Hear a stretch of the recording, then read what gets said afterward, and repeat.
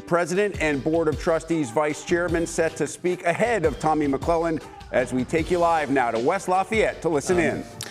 Let me just say a couple things by way of preface. Over the course of time, I've been involved in countless recruitments and interviews and selections of people for important jobs. I don't know that I've ever been a part of one that was as difficult as this one. And I'll give you 3 reasons for that. First of all, the competition for this position was astonishing, at least to me. Dozens of incredibly well-qualified people expressed an interest. We took that as a positive indicator of regard for our university and for its athletic program. Secondly, we have very high standards for excellence at Purdue University. We did not become the most recognized public university in America without a lot of people achieving excellence. We did not become the most valued diploma in America without that sort of standard being upheld, and we expect it across everything we do, including, of course, our athletic department. So in searching for a new person, it was a non-negotiable item that person have a demonstrated commitment and track record of achieving excellence up to our standard. And finally, we have standards of integrity and a culture at Purdue that insists on that. We have a fan base to whom that is important. And so reconciling those objectives, achieving premier excellence while not ever wavering from our standards and our expectations that our athletes will be genuine students, they will be prepared for life and not just success in competition. That's not an easy set of commitments to find in one person. But I believe we have. And I will just say in conclusion that of all those past recruitments and selections in which I've taken part, I've never felt better about one than I do about the man we're going to introduce as our next athletic director this morning. I'm going to ask Mike Klipsch, Vice Chair of the Board, who led along with our Chairman Gary Lehman, helped lead this search, to say a few words and then introduce our selection.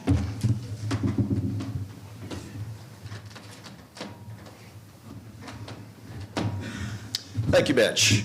And hello, everybody. Great crowd here today, huh? So as Mitch said, we had the 3 of us ran this search. We had a tremendous number of candidates reach out, and I'd say from coast to coast, from basically every conference in the country, many executives from professional sports organizations. So we had really a broad group of people to look at. And while we had a long list of criteria, what we were looking for, I would say the 3 primary that were must-haves was part of what Mitch just mentioned, a fit for the Purdue culture, having the character, someone that would thrive in the Purdue universe.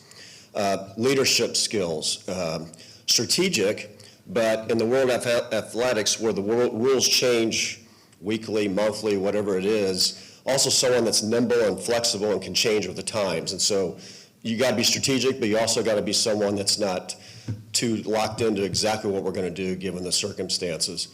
And then obviously revenue generation. There's no secret we need revenue, and we can't just keep going back to the same donor. So it's more than donations. It's corporate partners. It's finding new ways to bring in revenue, and there's lots of discussions about how to do that. So our candidate here, our selection checked all those boxes and many more. And so I could not be more thrilled than to introduce. By the way, he'll be our 5th AD. We've only had 4. The first was hired in 1942, Red Mackey. Tommy McClelland will be the 5th AD at Purdue University. Come on up here.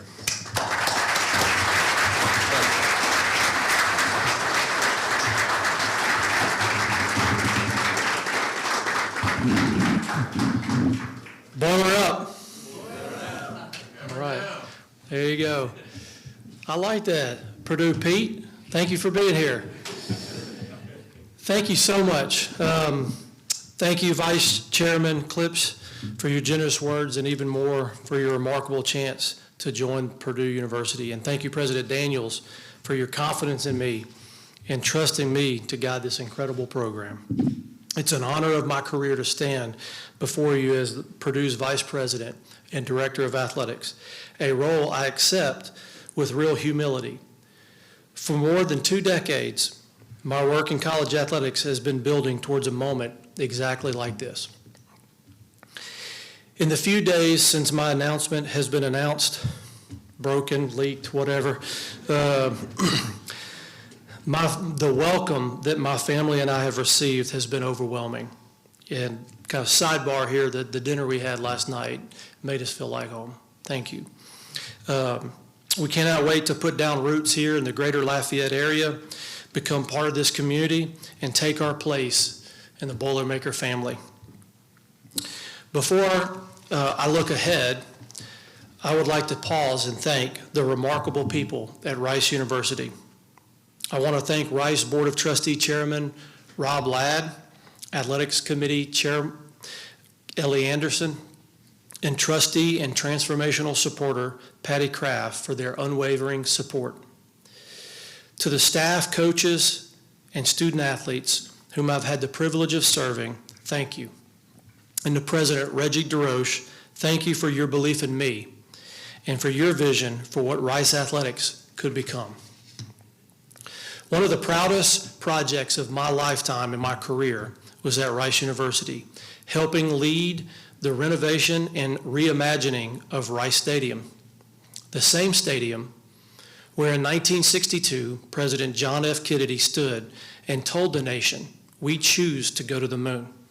I didn't think of it at the time, but I spent years transforming the very ground where America's giant leap was first promised.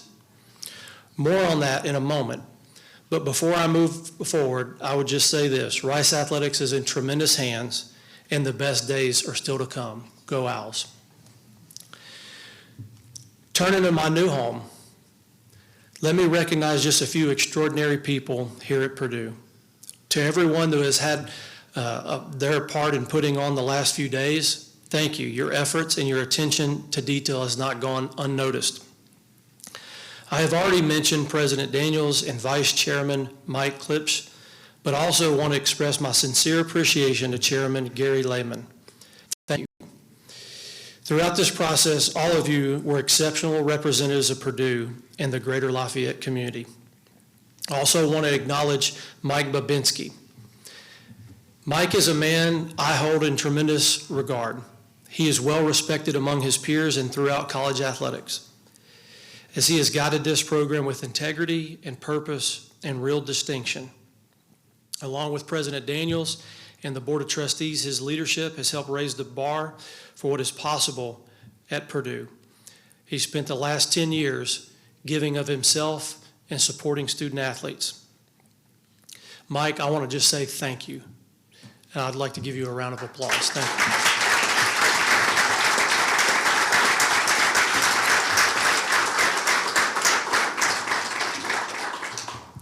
Across my career, countless mentors and colleagues and friends have poured into me and helped me to form both the person and the leader that I have become. You know who you are, and I'm grateful for every one of you for the support that you have shown throughout this search across my whole career. I wouldn't be standing here today without you, and I appreciate you very much. And now, the thank you that matters most of all, the one to my family. Watching back home in Louisiana is my mother and my father, Valerie and Tommy McClelland. Watching back in their home in Texas, probably a little disappointed that we're leaving Texas, are my in-laws, Jesse and Judy Stokes. To my siblings in Louisiana, thank you for your support as well. And now, the greatest joys of my life, my wife, Jessica, and our 2 sons, Lawson, 16, and Grayson, 14. Would y'all please stand? Be recognized.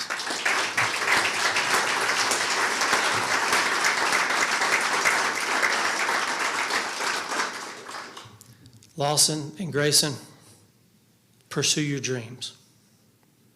Dream big, work hard, and never let anyone tell you what you can or cannot accomplish. Jessica and Lawson and Grayson, thank you for supporting my dreams and allowing me to work hard at achieving them. I love you all. I promise the entire Purdue family You will be seeing a great deal of all three of them very soon.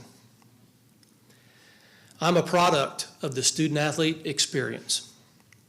I was a two-sport walk-on student-athlete.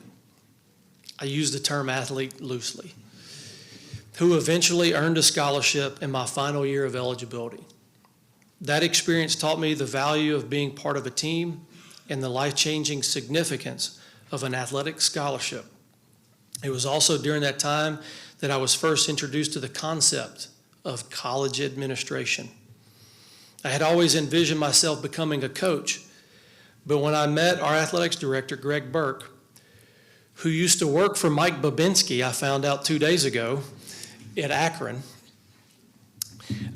Greg Burke inspired me to think differently about my career and how I could serve student athletes in a different way.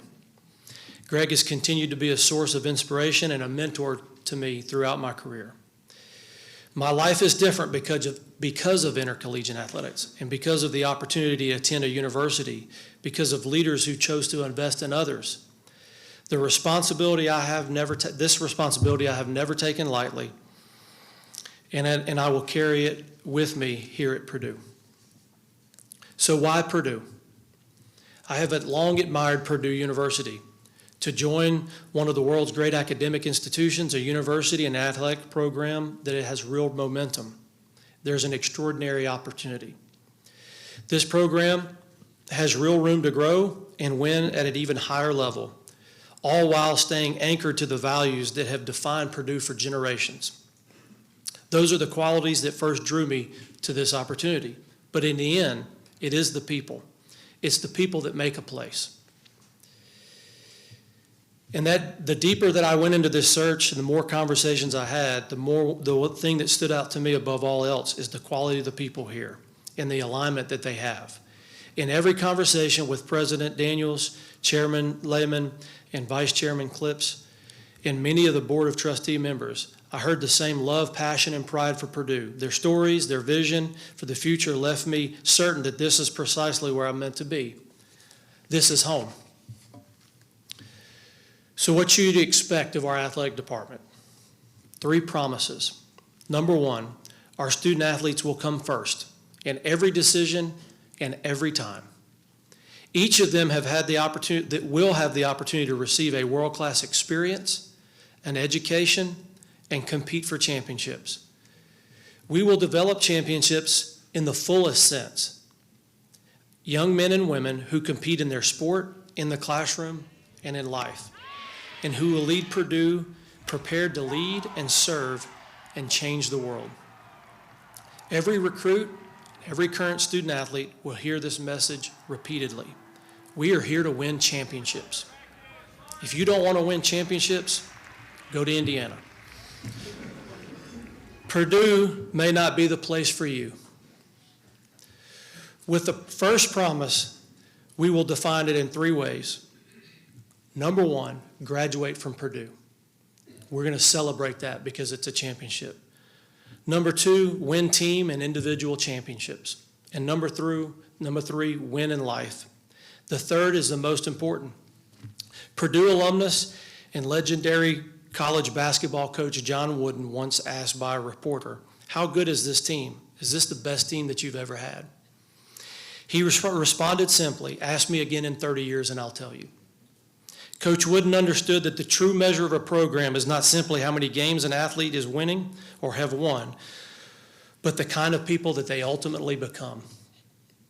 Our responsibility is to help develop young men and women who go on to live meaningful lives, lead their families and in their communities, serve others, and make a lasting difference in this world. Secondly, we will win the right way, with honesty, with integrity, never trading our values for a result. Third, we will strengthen the mission, the reputation, and the reach of Purdue University. Athletics is a window into everything that Purdue is. When the world watches the Boilermakers compete, we want them to discover the teaching, the innovation, the research, and the global impact happening all across this campus. Because when one part of Purdue wins, we all win. Make no mistake, we are here to win. Big Ten championships, national championships. We will recruit and retain elite coaches, staff, and student athletes, and will build up the necessary resources to compete with anyone in the country. But we will never do it alone and never apart from the university. You win with people. It starts inside the department and runs through every corner of this campus and the greater Lafayette community, the state of Indiana, and the Boilermakers all around the world. It is time to raise the bar on what is possible. This endeavor will not rise or fall on any one person, not an AD, not a coach, not a new president. It is incumbent upon all of us. With strong institutional alignment and a truly engaged fan base, there is nothing that we cannot achieve. Here is the standard we're chasing. When people picture a top academic university winning at the highest level of college athletics, the name that they will think of is Purdue. This is where we're headed. Purdue has always believed in giant leaps. Purdue's own Neil Armstrong is the man who delivered on the promise a young president once made on the 50-yard line of a football stadium in Houston, the same stadium that I have spent the last few years helping to transform. I have stood on the very ground where that promise was made, and now I am blessed to stand on the ground where the promise was fulfilled by Neil Armstrong. The next great opportunity for Purdue athletics is standing right in front of us. We have the institution, we have the conference, we have the tradition, we have the people, 600,000 alums. We have the momentum. Now is the moment to take it. An opportunity like this is rare, and we have to seize it now. So let's take a leap together and build something even greater. Thank you for being here, and your incredible welcome, and Boiler Up.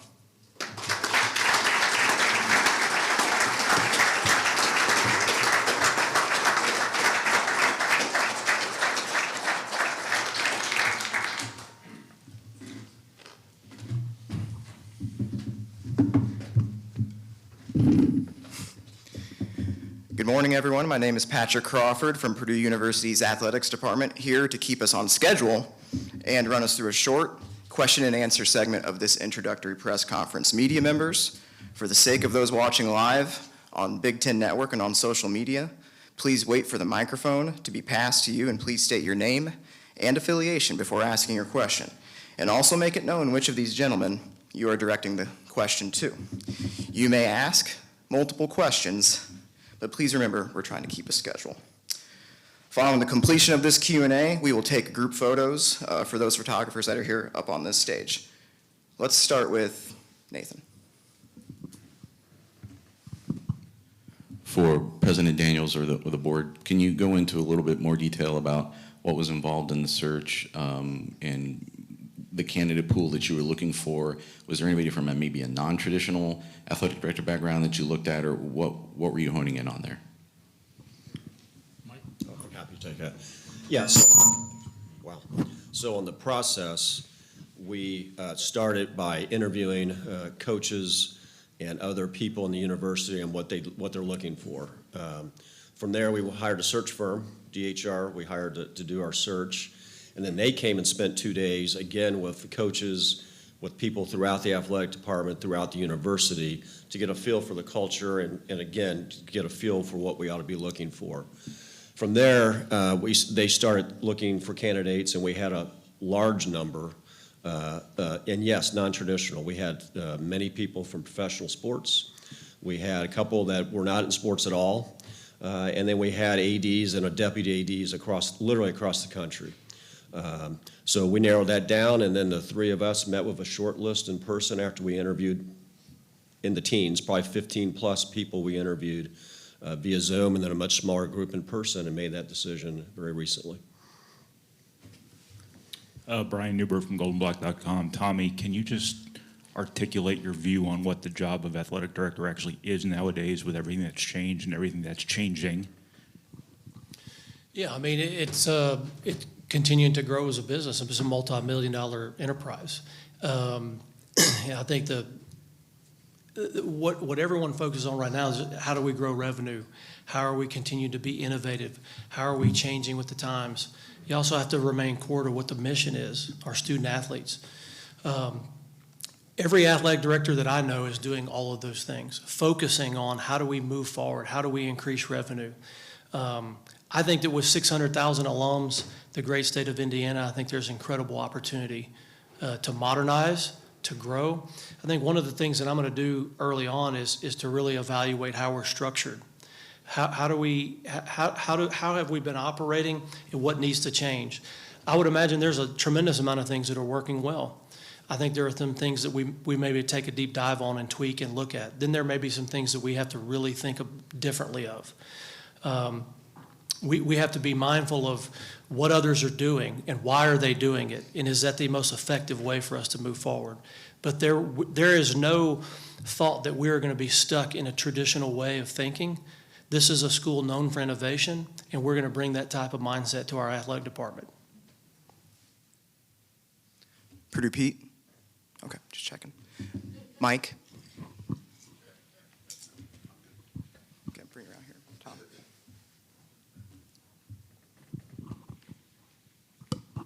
Yeah, Tom Dienhart. Yeah, Tommy, how would you just describe your leadership style?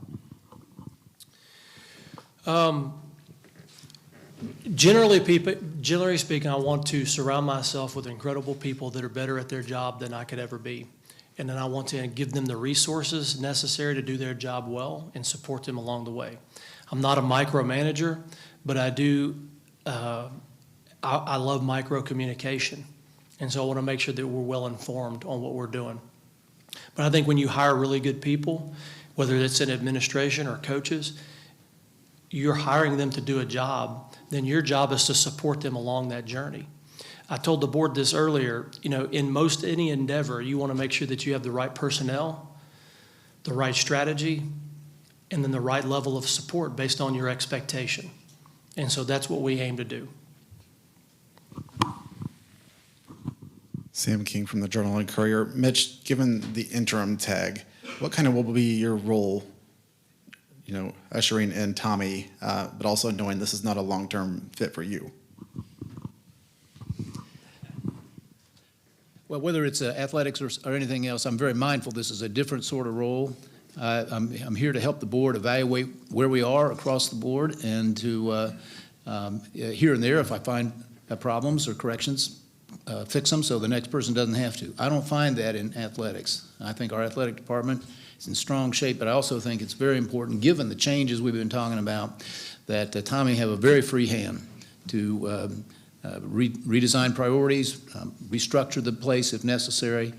I think if you couldn't tell from his remarkable opening statement why we have so much confidence in his eventual success, go back and read it again. Tom, go ahead. Yeah, Tommy, just tell us the importance you think NIL plays moving forward. I know you just got here, you haven't had a chance to really evaluate Purdue's situation, but just the component of NIL in making Purdue, an overall better program. Well, NIL is kind of a broad term in terms of just basically how we're going to go revenue share, how we're going to grow NIL. It is vital. It is vital. You have a lot of coaches out there that are really good coaches, and if they don't have the players, that you've got to help build rosters. Now, we're going to be tethered to our values, but we will be relentless in our pursuit to make sure that they have the necessary resources to compete. It's vital. And in the world that we live in right now, when you're above the cap, you have to figure out all these different nuances and ways to do that. We've got to be creative. There's no bad idea. There's no rock that cannot be overturned. If the world changes through legislation or some other factor where the cap is raised, it still doesn't change the fact that you still have to pursue revenue in every area of what we're doing. This goes back to this question here about the modern athletic department. We have to be so relentlessly focused on how are we monetizing what we do. The venues that we have athletic venues in them, but how can we monetize them outside of athletics, concerts, other events? I've lived in Houston, Texas the last 3 years, and part of the driving factor to redo Rice Stadium was because there is a great need in that community for an additional venue beyond Rice football. We have to think of it that way. Last night I went to dinner at, I can't remember the place, the steakhouse. Weller House Prime. I'm still learning the names of everything. That is an investment that becomes a revenue source. That's the way that we have to think about everything. Is this an opportunity to generate? When we design a new building or we renovate a space, there has to be a component in addition to the fan experience, the student athlete experience, whatever that primary purpose is how is this also going to help us generate revenue? It doesn't matter whether you're above the cap or below the cap. If you have more money, you have a chance. What I believe that we have an incredible opportunity here. There are still some things out there that could land that gives us an opportunity to lift, to give the coaches what they need in order to be successful. Last question, Alan. Alan Karpik, goldenblack.com.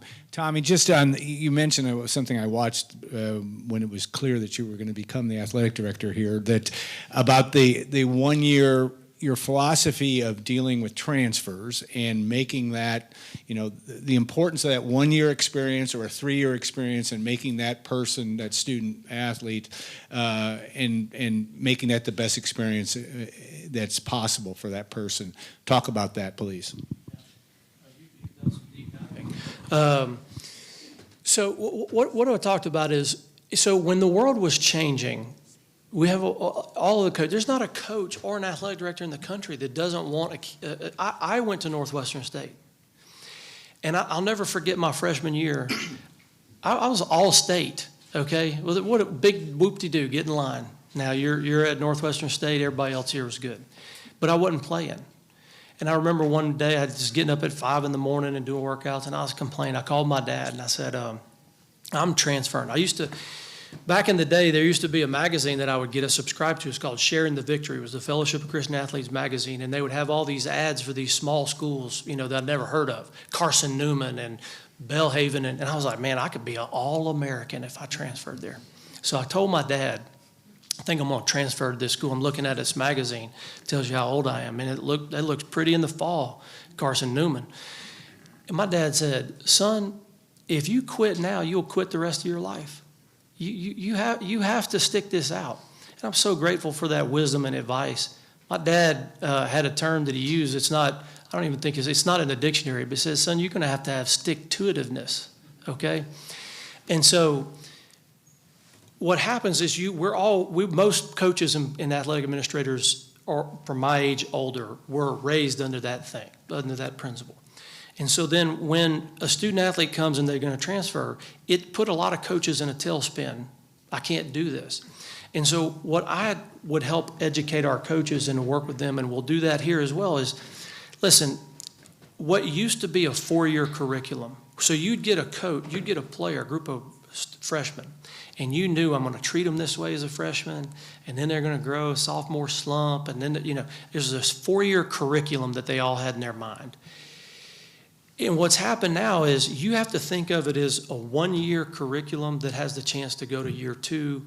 And I would say if you had a student athlete and all you had them was for 1 year and you could not make an impact on their life, then are you really doing a good job? And I believe that if you do a really good job in year 1, you stand the best chance to get them to year 2. In addition to the resources required, right? Like the love and fuzzies isn't going to always do it. But if we are competitive in the revenue space and we do our job well, we stand the best chance to retain them.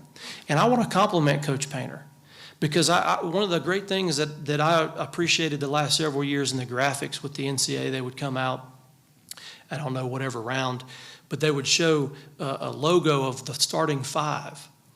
And the 2 people, maybe the 3, that were always on that list was in the hometown I was living in, which was Coach Kelvin Sampson at the University of Houston. It was always their logo.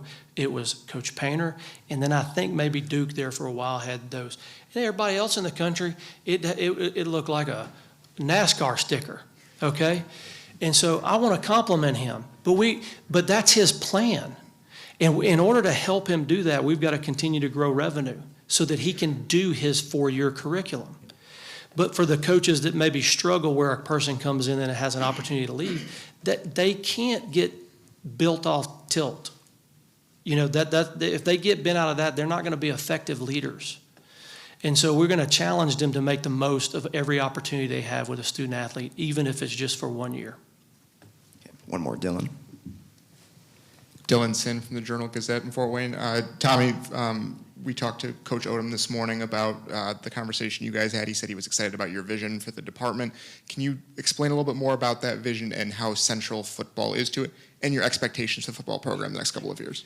Well, first of all, Coach Odom sent me a text last night. He said, I don't know where y'all having dinner at, but this is what we had in the spring. And he sent me a picture of a bunch of crawfish, boiled crawfish. And he kind of had me at hello on that one. So what I responded was, this is amazing.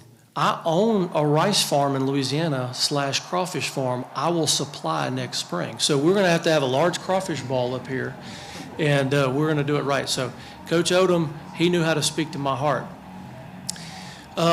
Football is really important. All of our sports are important. Okay, make that clear. Every one of our student athletes, those that are listening, those that are here, I look forward to getting to know each and every one of you, helping you accomplish the goals that you set out for your career, okay? But in this industry that we're in, we have to understand the importance of football. We have to understand how that impacts financially, how that impacts, it's a rising tide. Okay, if we want to accomplish the things that we need to on the tennis court, we've got to have a healthy and robust football program. And I look forward to working with Coach Odom, partnering with him. I had the privilege of meeting him for the first time yesterday, and then he introduced me to his team. And I told him last night, as a former football player, I know how nervous you can be when you introduce your team to someone and allow them to speak to them you've never met. That's a dangerous proposition. All I simply told him is this: I know what it's like to be in a locker room. I don't know what it's like to be in this locker room, but I've been in a football locker room. I know that brotherhood, and I know what it takes. We won a championship. It doesn't matter if you're winning a championship in FCS or the Big Ten. You still have to do it the same way. I'm unique in this. I also know what it's like to be in the locker room of an Olympic sport. I threw the javelin in college as well. So I understand the challenges of our Olympic sports, where they're really working hard on their individual craft, and by doing so, they can help a team. Okay, thank you, everybody. That concludes the Q&A. I believe a particular musical selection is supposed to play now. I don't have the play button. Please cue that. There we go.